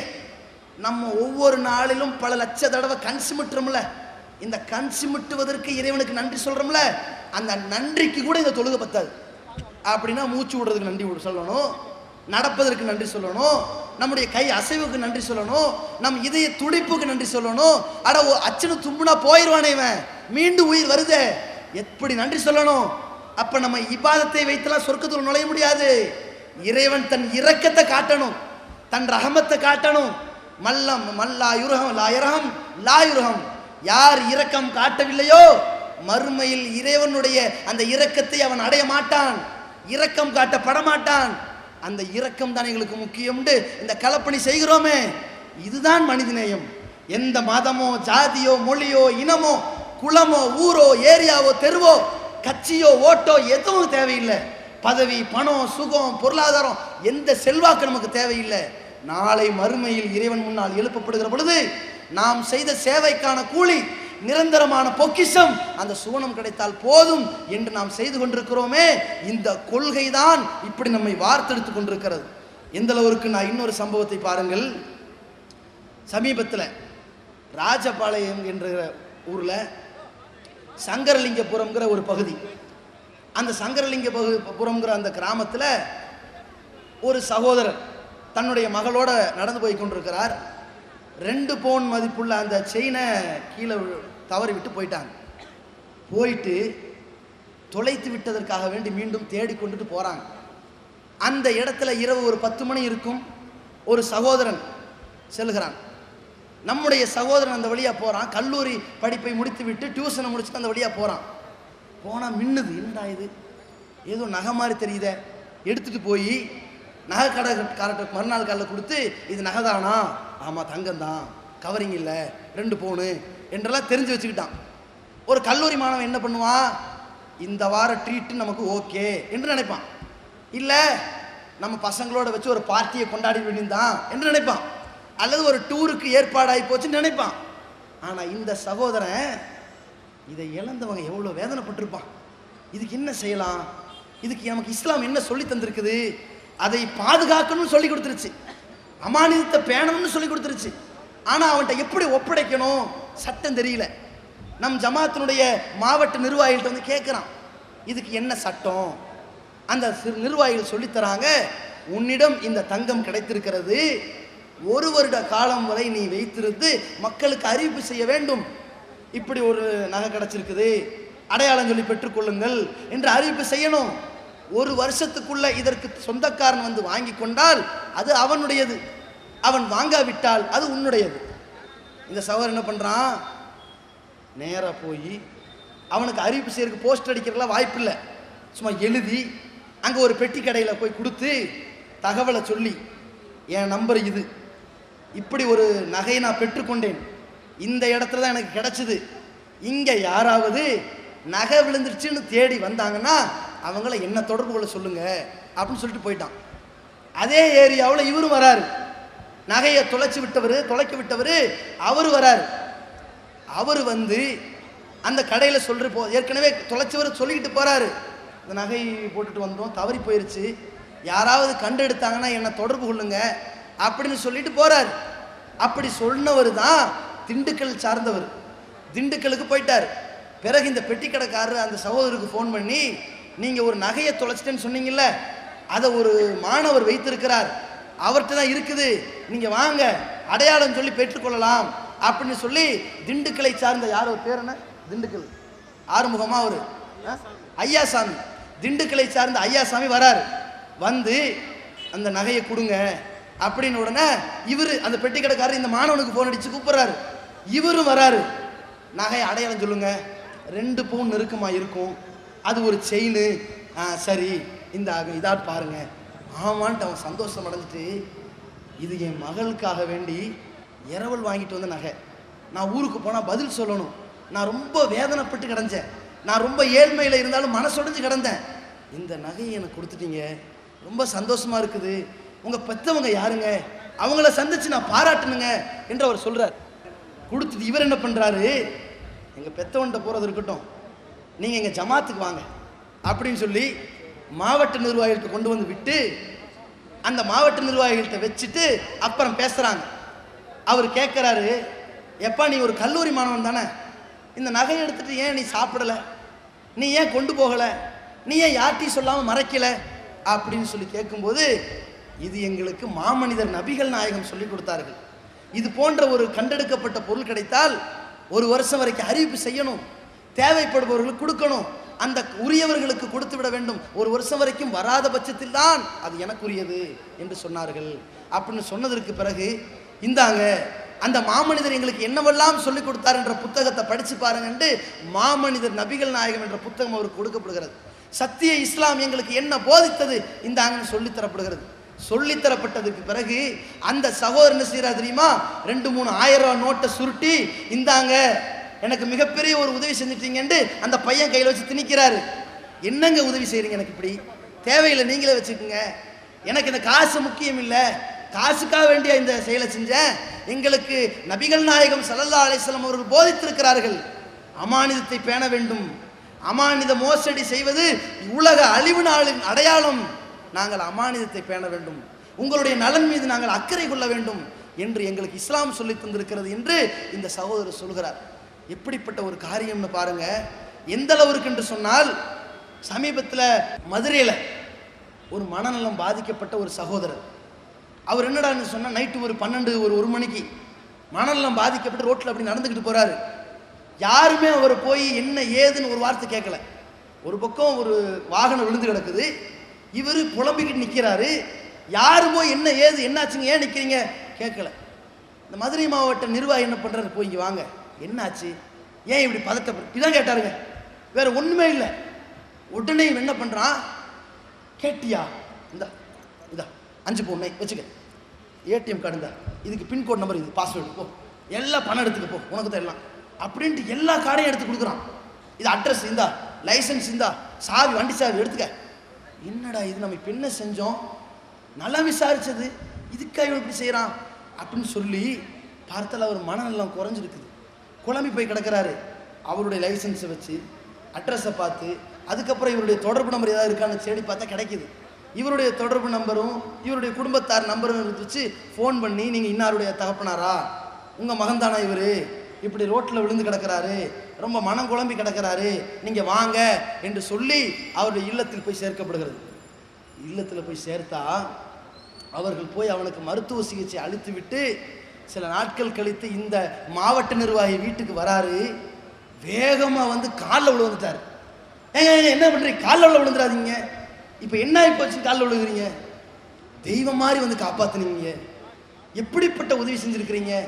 என் மகன் யார் தெரியுமா, பல சாஃப்ட்வேர் இன்ஜினியர்களை உருவாக்கக்கூடிய வாத்தியம், மனநலம் குறைந்து இப்படி பாதிக்கப்பட்டான்.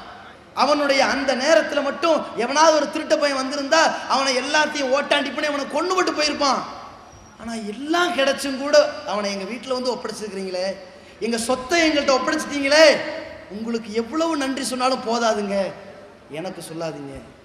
உங்களையும் என்னையும் படைத்தானே ஒரு இறைவன், அந்த இறைவன் சொல்லித் தருகிறான், ஒரு உயிரை வாழ வைத்தால் ஒட்டுமொத்த உலகத்தையும் வாழ வைத்ததற்கு சமம் என்று சொல்லி தந்திருக்கிற தத்துவம், அந்த போதனை, அந்த அறிவுரை எங்களை இப்படி வாழ வச்சிருக்குது, அந்த இறைவனுக்கு நன்றி சொல்லுங்க என்று சொல்லி அனுப்புகிறார். இந்த அளவிற்கு இந்த மதங்களையும் இனங்களையும் மொழிகளையும் தாண்டி தமிழ்நாடு தௌஹீத் ஜமாத் இந்த சத்திய இஸ்லாத்தை அதன் தூய வடிவில ஏற்று இந்த இஸ்லாமிய சமுதாயம் போன்ற மனிதநேய பணிகளை களமிறங்கி செய்து கொண்டிருப்பதை பார்க்கின்றோம். இதுவெல்லாம் ஒரு பக்கம் இருந்தாலும், இன்னொரு பக்கத்தில் இஸ்லாமிய சமுதாயம் என்றால் தீவிரவாதிகள் என்ற தப்பும் தவறுமான பிரச்சாரத்தை செய்து கொண்டிருக்கின்ற மக்களுக்கு மத்தியிலே இன்னொரு மனிதநேய பணி. அந்த மக்களை எல்லாம் அழைத்து, இந்து சகோதரர்களா வாருங்கள், கிறிஸ்தவ சகோதரர்களா வாருங்கள், பேசுவோம், உங்களுக்கு எங்களை பற்றி என்ன சந்தேகமாக இருந்தாலும் கேளுங்கள். இந்த தமிழகம் இன்றைக்கு அமைதி பூங்காவாக இருக்கிறது என்றால் என்ன காரணம்? இந்த தமிழகத்திலே எந்த விதமான மத கலவரங்கள் வராமல் இருக்கிறது என்றால், மதத்தின் பெயரால் எந்த விதமான பிரச்சனை ஏற்படாமல் இருக்கிறது என்றால், கடந்த 20 ஆண்டுகளாக இந்த தமிழகம் ஓரளவு அமைதி பூங்காவாக பேணி பாதுகாக்கப்பட்டு வருகிறது என்றால் என்ன காரணம்? தமிழ்நாடு தௌஹீத் ஜமாத் இந்த இஸ்லாமிய சமுதாயம் செய்து கொண்டிருக்கின்ற மிக உன்னதமான ஒரு மனிதநேய பணி. நீ இந்துவாக இருந்தாலும் கிறிஸ்தவனாக இருந்தாலும் எங்களை பற்றி தப்பும் தவறுமான ஒரு தகவல் உன்னிடத்தில் போதிக்கப்பட்டிருக்கிறது. நாங்கள் கொள்ளைக்காரர்கள் என்றும் தீவிரவாதிகள் என்றும் வன்முறையாளர்கள் என்றும் நாங்கள் பெண்ணினத்தை அடிமைப்படுத்துபவர்கள் என்றும் தவறான போதனைகள் செய்யப்பட்டிருக்கிறது. வாருங்கள், எங்களை பற்றிய எப்பேற்பட்ட சந்தேகங்களாக இருந்தாலும் கேளுங்கள், உங்களுக்கு நாங்கள் நிவர்த்தி செய்கின்றோம். புரிந்துணர்வோடு வாழ்வோம். உங்களை பற்றி நாங்கள் அறிந்து கொள்கிறோம், எங்களை பற்றி நீங்கள் தெரிந்து கொள்ளுங்கள். நம்மிடத்திலே அமைதி பூங்கா நிலவ வேண்டும், வேற்றுமையில் ஒற்றுமை என்று சொல்லக்கூடிய தத்துவம் உண்மையாக மலர வேண்டும். வாருங்கள் என்று சொல்லி இந்த தமிழகத்தில் பல நூற்றுக்கணக்கான இஸ்லாம் ஒரு இனிய மார்க்கம் என்கின்ற மனித நேய மத நல்லிணக்க நிகழ்ச்சியை இந்த தமிழ்நாடு தௌஹீத் ஜமாத் செய்து வருகிறது என்றால், அந்த மத நல்லிணக்க நிகழ்ச்சியின் மூலமாக இந்த தமிழகத்தில் முஸ்லிம்கள் கண்ணியமாக பாதுகாக்கப்படக்கூடிய வகையில் அவர்கள் பாவிக்கப்படுகிற வகையில, ஓரளவு அவர்களை பார்த்து மதிப்பு தரக்கூடிய வகையில இவர்கள் தீவிரவாதிகள் இல்ல, இவர்கள் தீவிரவாதிகளாக சித்தரிக்கப்பட்ட அப்பாவிகள் என்று நம்முடைய நியாயமான இந்து சகோதரன் அறியக்கூடிய வகையில, நியாயமான முறையில் கிறிஸ்தவ சகோதரர்கள் அறியக்கூடிய வகையில நாம் செய்து கொண்டிருக்கிற இந்த மனிதநேய நிகழ்ச்சிகள். அதுலேயும் பாருங்க, எந்த போர்க்களத்தை பற்றி நீங்கள் தவறான விளங்கியிருக்கிறீர்களோ, கண்டவுடன் வெட்டுங்கள் என்று திருக்குரான் சொல்லுகிறது என்று சொல்லி தவறான போதனை மக்களிடத்தில் சொல்லப்பட்டிருக்கிறதோ, அந்த திருக்குரான் இப்படிப்பட்ட தத்துவத்தை சொல்லவில்லை. அந்த திருக்குரான் போர் தர்மத்தை சொல்கிறது, போரில் செய்ய வேண்டிய பணியை சொல்கிறது. நபிகள் நாயகம் எங்களுடைய உன்னத தலைவர், உத்தம தூதர் எங்களுக்கு போதித்த போதனை என்ன தெரியுமா? போர்க்களமாக இருந்தாலும் சரி, அவர்களுடைய நீர்நிலைகளை அழித்து நாசமாக்க கூடாது, அந்த நாட்டு தூதர்களை கொல்லக்கூடாது, அவர்களுடைய பெண்களை நாசமாக்க கூடாது, அவர்களை கொல்லக்கூடாது, அவர்களை சிறுவர்களாக இருந்தால் அவர்களை கொல்லக்கூடாது. உங்களிடத்தில் வலிய சண்டை போட வந்தால் மட்டும்தான் நீங்கள் போர் செய்யலாம், உங்களிடத்தில் சரணடைந்தால் போர் கிடையாது என்றுதான் எங்களுக்கு போதிக்கப்பட்டிருக்கிறது என்று சொல்லி இந்த இஸ்லாம் தீவிரவாதத்தை தூண்டவில்லை. இந்த தீவிரவாதத்தின் பெயரால் இந்த மக்கள் மாண்டு போய் கொண்டிருக்கிற தீவிரவாதிகள் என்று தவறாக சித்தரிக்கப்பட்டிருக்கிற மக்களை உண்மையாளர்களாகவும் ஒழுக்கமிக்கவர்களாகவும் பண்படுத்தக்கூடிய ஒரு சமுதாயமாக இந்த தமிழகத்தில் இஸ்லாம் ஒரு இணைய மார்க்கம் என்கின்ற நிகழ்ச்சியை நாம் நடத்துகிறோம் என்றால், இவை அனைத்திற்கும் வித்திட்ட விதை எது? நம்மை இப்படிப்பட்ட மனிதநேய காரியங்களை செய்ய தூண்டியது எது? அவசர காலத்திலே இரத்த தானம் செய்வதற்கும், மருத்துவ முகாம்கள் நடத்துவதற்கும், அவனுக்காக வேண்டி வாரி வழங்குவதற்கும், நம் உடல் பொருள் ஆவியெல்லாம் அர்ப்பணிப்பதற்கும் நம்மை தள்ளியது எது தெரியுமா? படைத்த இறைவன் மீது உள்ள நம்பிக்கை. ஓர் இறைவன் இருக்கின்றான், இந்த அகில உலகத்தையும் அண்ட சராசரங்களையும் படைத்தவன் ஓர் இறைவன். அந்த ஒரு இறைவன் தான் உங்களை பல கிளைகளாகவும் கோத்திரங்களாகவும் பல்கி பெருக செய்திருக்கின்றான். அந்த ஓர் இறைவனை நீங்கள் வணங்க வேண்டும், அவனுக்கு அஞ்ச வேண்டும், மனித உரிமைகளை பேணி நடக்க வேண்டும், மனித உரிமைகளை பேணுவதில் நீங்கள் கண்காணிப்போடு இருக்க வேண்டும், அவர்களுடைய எந்த விதமான உரிமை மீறலிலும் நீங்கள் ஈடுபட்டு விடக்கூடாது.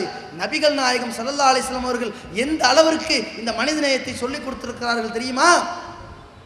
ஒரு சந்தர்ப்பத்தில் அல்லாஹ்வின் தூதரிடத்தில் நபி தோழர்கள் கேட்கிறார்கள், அல்லாஹ்வின் தூதரே, எங்களுக்கு தங்குவதற்கு குடிசை வீடு கூட கிடையாது, நாங்கள் மரத்தடியில் தான் தங்க வேண்டும், அல்லது பாதை ஓரத்திலாவது நாங்கள் அமர்ந்து கொள்கிறோம் என்று சொல்கிற பொழுது நபி ஸல்லல்லாஹு அலைஹி வஸல்லம் அவர்கள் சொன்னார்கள், நீங்கள் மரத்தடியில் தங்குவதாக இருந்தால், பாதையின் ஓரத்தில் தங்குவதாக இருந்தால் அதற்குரிய கடமையை செய்ய வேண்டும்.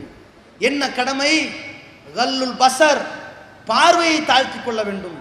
பாதையின் ஓரத்தில் இருக்கிற பொழுது ரோட்டில் வருபவர்களை உங்களுடைய கடைக்கண் பார்வையால் பார்க்க கூடாது, பார்வையை தாழ்த்துங்கள்.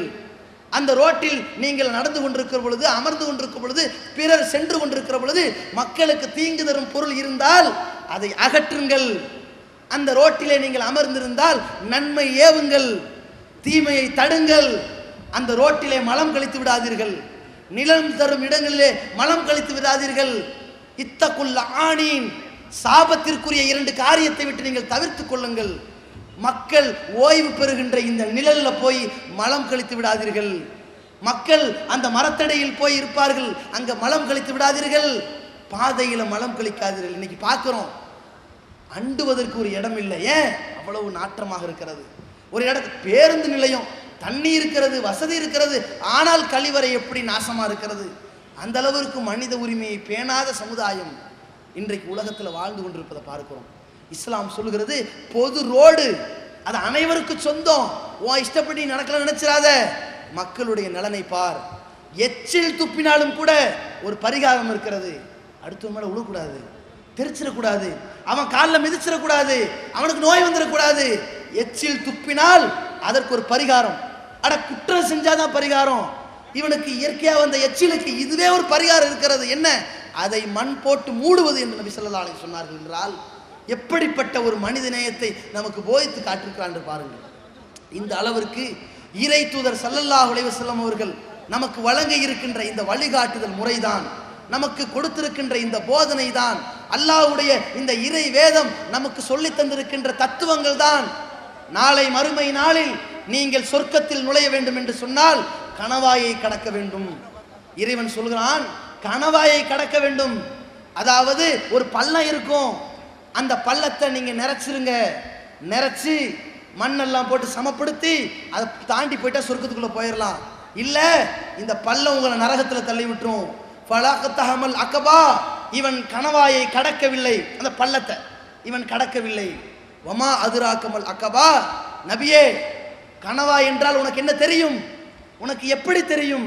ஃபக்கு ரகபா, கணவா என்றால் அந்த கணவாயை கடப்பது என்றால், அந்த பள்ளத்தை சரி கட்டுவது என்றால், நீ நரக படுகொலிக்கு போகாமல் சொர்க்கத்திற்கு போவது என்றால், பசித்தவனுக்கு உணவளிப்பது, அனாதைகளுக்கு சேவை செய்வது, அடிமையை விடுதலை செய்வது, இதுதான் நீ சொர்க்கத்திற்கு போகக்கூடிய அந்த பாதையில் உள்ள பள்ளத்தை நிறைக்கக்கூடிய கற்கள், அதுதான் மேடு என்று இஸ்லாமிய மார்க்கம் சொல்லி தந்திருக்கிற இந்த போதனை தான் எந்த அளவிற்கு தெரியுமா? யாராவது ஒருவன் இது போன்ற மனிதநேய பணிகளை செய்யாவிட்டால், மனிதநேய பணிகளை செய்ய மறந்தால், இறைவன் கேட்கிறான், அவன் இஸ்லாத்தை விட்டே வெளியேறியவனை போன்று கேட்கிறான். அரஐ தல்லதி யுகத்திபு பித்தீன், மார்க்கத்தை, மறுமை தீர்ப்பு நாளை பொய் என கருதக்கூடியவனை பார்த்தீர்களா? ஃபதாலிக்கல்லதி யதுஉல் யதீம், அவன் அனாதைகளை விரட்டுகிறான், தடுக்கிறான், உணவளிக்க மறுக்கிறான். வலா யஹுல்லு அலா துஆமில் மிஸ்கீன், பசித்தவர்களுக்கு உணவளிப்பதற்கு அவன் தூண்ட மாட்டேன் என்கின்றான். இப்படி இறைவன் சொல்றான் பாருங்க. அட மனித உரிமையை பேணு, நீ மறுமை நம்புறதுக்கு அழகு, அதான் அர்த்தம். நீ மனிதநேயத்தோடு வாழு, அதுதான் நீ உண்மையான இறைவனுக்கு அடிபணிந்து வாழ்வதற்கு சமம் என்ற தத்துவத்தை இஸ்லாம் போதித்த காரணத்தினால்தான் இன்றைக்கு தமிழ்நாடு தௌஹீத் ஜமாத் பல்வேறு சேவை நிறுவனங்களை நடத்தி கொண்டிருக்கிறது. ஒரு பக்கம் இங்கே தஞ்சை மாவட்டம், இதே அருகே உள்ள சுவாமிமலையிலே சிறுவர்களுக்கான ஆதரவு இல்லம், அனாதை இல்லம், அதற்கு அருகிலே வயதான காலகட்டத்திலே பிள்ளைகளால் கைவிடப்பட்ட ஆதரவற்ற முதியோர்களுக்கான முதியோர் ஆதரவு இல்லம், மதுரையிலே சிறுமியர்களுக்கான அந்த சின்னஞ்சிறு பிள்ளைகளாக இருக்கக்கூடிய அந்த சிறுமிகள், தாய் தந்தை இழந்தவர்களாக இருந்தாலும் சரி, தாய் தந்தை இருந்தும் அவர்களால் பராமரிக்க முடியாதவர்களாக இருந்தாலும் சரி, அந்த சிறுமியர்களை அரவணைக்கக்கூடிய சிறுமியர் ஆதரவு இல்லம் என்று இந்த ஜமாத் வாழ்நாள் காலகட்டத்தில் பிற மக்களை வாழ வைத்தாயா? உன்னுடைய இரக்க குணத்தால் மக்கள் பாதிக்கப்பட்டார்களா? அவர்களால் உன்னுடைய இரக்க குணத்தால் பாதுகாப்பு பெற்றார்களா என்று இறைவன் கேட்பான். அந்த மறுமை நாள், அதன் மீது உள்ள நம்பிக்கை தான் இந்த சமுதாயத்தை, இஸ்லாமிய சமுதாயத்தை பண்படுத்தி, இந்த இஸ்லாமிய சமுதாயத்தை கண்ணியப்படுத்தி, இந்த இஸ்லாமிய சமுதாயத்தை மடங்களை கடந்து, மொழிகளை கடந்து, ஜாதியை கடந்து, ஊரை கடந்து, தேசத்தை கடந்த மனிதநேய பணிகளை, தேசத்தை கடந்த மனிதநேயம் என்றால் இந்த ஜமாத்தினுடைய இளைஞர்கள் வளைகுடாவிலே வாழுகிறார்கள். மலேசியாவாகட்டும், சிங்கப்பூர் ஆகட்டும், வெளிநாடாக இருந்தாலும் சரி, சவுதி அரேபியா போன்ற அந்த வளைகுடா நாடுகளாக இருந்தாலும் சரி, அந்த ஊரிலே 10,000க்கும் 5,000த்திற்கும் சம்பாதத்திற்காக வேண்டி சென்றிருக்கின்ற இந்த இஸ்லாமிய சகோதரர்கள், அங்கே பாதிக்கப்படுகின்ற ஒரு சகோதரன், இந்து சகோதரனாக இருந்தாலும் சரி, அவன் தன் முதலாளியின் மூலமாக பாதிக்கப்பட்டால் உடனடியாக காவல் நிலையத்திற்கு சென்று, நீதிமன்றத்திற்கு சென்று நீதி பெற்று நஷ்டஈடு வாங்கி அவனை நல்ல முறையில் அனுப்பக்கூடிய ஒரு சமுதாயம். அவன் பாதிக்கப்படுகிற இடத்துல அவன் இறந்து விட்டால் அவனது சடலத்தை நல்ல முறையில் இவர்களுடைய குடும்பத்தார்கள் பெற்றுக்கொள்ள வேண்டும் என்பதற்காக தன் பொருளாதாரத்தை வாரி வழங்கி, அந்த இஸ்லாம் அல்லாத சகோதரனாக இருந்தாலும் சரி, அவன் எந்த மதத்தை சார்ந்தவனாக இருந்தாலும் என்று வேறுபாடு பாகுபாடு இல்லாமல் அந்த சகோதரர்களுடைய சடலத்தை அனுப்பி வைக்கக்கூடிய ஒரு சமுதாயம் வளைகுடா மற்றும் வெளிநாடுகளில் இருப்பார்களே, ஆனால் அது இஸ்லாமிய சமுதாயம் மட்டும்தான் என்று சொல்லக்கூடிய வகையில் மதங்களை கடந்த மனிதநேய பணிகளை இந்த இஸ்லாம் நமக்கு செய்ய தூண்டி இருக்கிறது. அந்த தூண்டுதலின் பெயரில் தமிழ்நாடு தௌஹீத் ஜமாத் செய்து கொண்டிருக்கிறது. இப்படிப்பட்ட ஒரு அமைப்பை நோக்கி இஸ்லாத்தை விளங்காத முஸ்லிம் பெயர் தாங்கிகள் இருப்பார்களே, ஆனால் வாருங்கள், உண்மை இஸ்லாத்தை நோக்கி உங்களை அழைக்கின்றோம். இஸ்லாத்தினுடைய கொள்கை கோட்பாடுகளை உண்மையாக தெளிவாக புரிந்து இந்த மனிதநேய பணியை, இந்த இரக்கமுள்ள பணியை, இந்த இறைவனுக்கு செய்ய வேண்டிய கட்டாய கடமையான இந்த சேவையை நீங்களும் எங்களோடு சேர்ந்து செய்யலாம் என்று உங்களை அன்போடு அழைக்கின்றோம். அதே போல இஸ்லாம் அல்லாத இந்து கிறிஸ்தவ சமுதாயத்திற்கு நாம் சொல்லக்கூடியது, எங்களை இப்படிப்பட்ட ஒரு சேவையின்பால், இப்படிப்பட்ட ஒரு தியாகத்தின்பால், இப்படிப்பட்ட ஒரு இரக்க குணத்தின்பால் எங்களை எங்களை உருவாக்கியது, பண்படுத்தியது ஏக இறைவனை நம்ப வேண்டும் என்கின்ற இந்த இஸ்லாமிய அடிப்படை கொள்கைதான் என்பதை உங்களிடத்தில் பிரகடனப்படுத்தி கொண்டு, இந்த இஸ்லாம் தான் இந்த மனித குலத்தில் எந்தவித தீண்டாமை இல்லாமல், ஜாதியின் பெயரால், மதத்தின் பெயரால், மொழியின் பெயரால் ஏற்றத்தாழ்வு பாராமல் மனித குலம் ஒரு ஜோடிக்குத்தான் பிறந்தது. இன்றைக்கு இருக்கின்ற 700 கோடி மக்களும் இந்த உலகம் படைக்கப்படும் ஆரம்ப காலகட்டத்தில் ஒரு ஜோடியின் மூலம் தான் உருவானது. நம் அனைவருக்கும் ஒரே ஒருவன் தான் தகப்பன், நம் அனைவருக்கும் ஒரே ஒரு தாய் தான். அவர்கள் மூலமாகத்தான் உலகம் பல்கி பெருகி இருக்கிறது. நாம் அனைவரும் ஒரு தாய் மக்கள், நாம் என்போம், ஒன்றே நமது குலம் என்போம் என்ற தத்துவத்தை உண்மை இஸ்லாமாக இருக்கிறது. அந்த இஸ்லாத்தை அடிப்படை வாழ்க்கை நெறியாக நாங்கள் ஏற்றிருக்கிற காரணத்தினால்தான் இது போன்ற பணிகளை, சாதனைகளை நீங்கள் எங்களை பார்த்தால் வேற்று கிரக வாசிகள் என்று ஆச்சரியப்படக்கூடிய பணிகளை சர்வ சாதாரணமாக செய்து கொண்டிருக்கின்றோம். இப்படிப்பட்ட நற்பணிகளை என்றென்றும் செய்யக்கூடிய நன்மக்களாக வல்ல ரஹ்மான் நம் அனைவரையும் ஆக்கியருள்வானாக. வாஹிர் தவானா அல்ஹம்துலில்லாஹி ரப்பில் ஆலமீன். அஸ்ஸலாமு அலைக்கும் வரஹ்மத்துல்லாஹி வபரகாத்துஹு. அல்லாஹ்